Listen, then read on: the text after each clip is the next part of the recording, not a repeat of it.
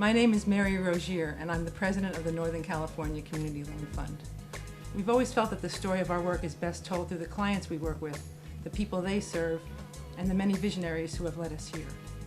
So we asked Youth Radio, one of our terrific borrowers, consulting clients, and grant recipients, to get out and speak with a few of those individuals to tell our story. I'm the executive director of Youth Radio, and we train young people in media skills, and we have a production company that gets their media out all over the country, all over the world. NCCLF has made Youth Radio's dream come true. Without NCCLF, Youth Radio could not have purchased 1701 Broadway. They gave us the actual cash, they gave us the advice, they gave us the support all the way through from start to finish, and at this point, that's years. As we are a force in revitalizing Oakland, right here from the corner of 17th and Broadway, our young people, as they're trained and they train each other and work with professionals one by one, they gain skills. There's the ripple effect in the community. So that Oakland, as it revitalizes, isn't handing it over to another group of people. Our young people become the leaders, both in business, in nonprofit, and in government. And they are the leaders of Oakland into the 21st century.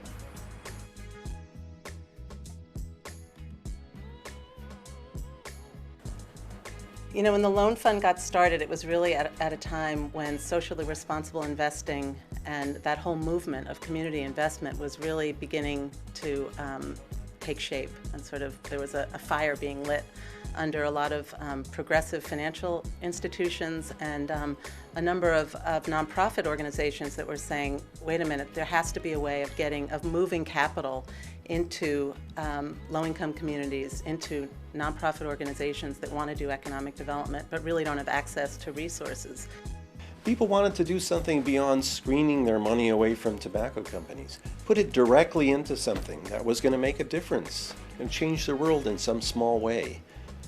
So we offered them that opportunity. We wanted to lend to not only groups that couldn't get bank financing, but we wanted to lend to groups that by virtue of completing this project successfully or working with a loan fund and obtaining this loan, it might actually transform the organization a little bit, take it to another place, build its assets, build its capacity, change the organization a little, not just the project. You couldn't just use, you know, regular old underwriting criteria and expect to serve the groups and the people that we wanted to serve. And so, you know, making the investment, the human capital investment in, you know, getting to know people, figuring out what the organization really needed, how it worked, what the risk actually was, what it represented, was key.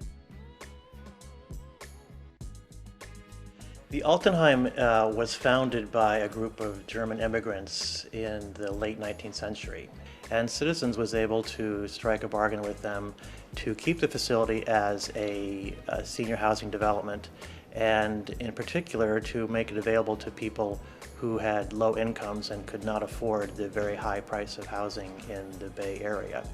So the Community Loan Fund was able to help us tie up the property, keep it in place, and put it on hold until we could put the rest of the financing into position.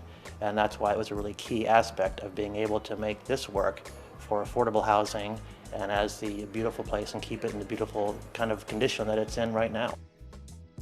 I love living here. I moved here from another senior housing facility, and this is 100% better. It's a lot cleaner, and people are so nice here, and I like being here. The grounds are beautiful, and it's just a nice place to live.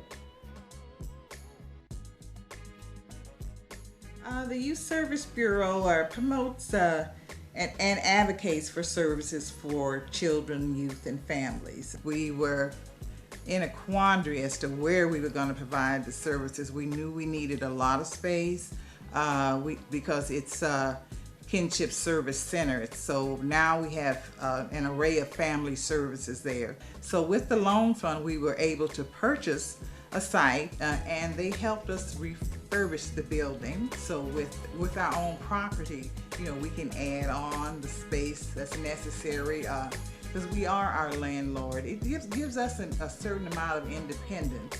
I've been in the ISLP group for like 2 years. Like if I'm doing bad in school or something, like they'll call and like, you know, let them know, and then they'll talk like for a pretty long time about things I probably could do. If we have a problem, we could just come talk to them. Like if we can't talk to our mom or our dad, we come talk to them and tell them.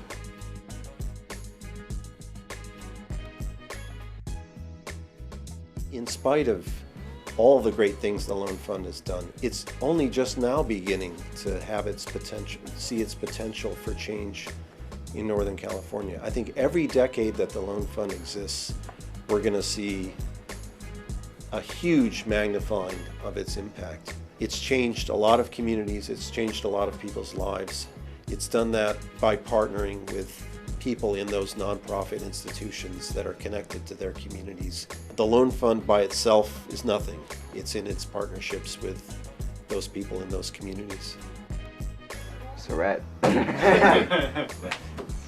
you.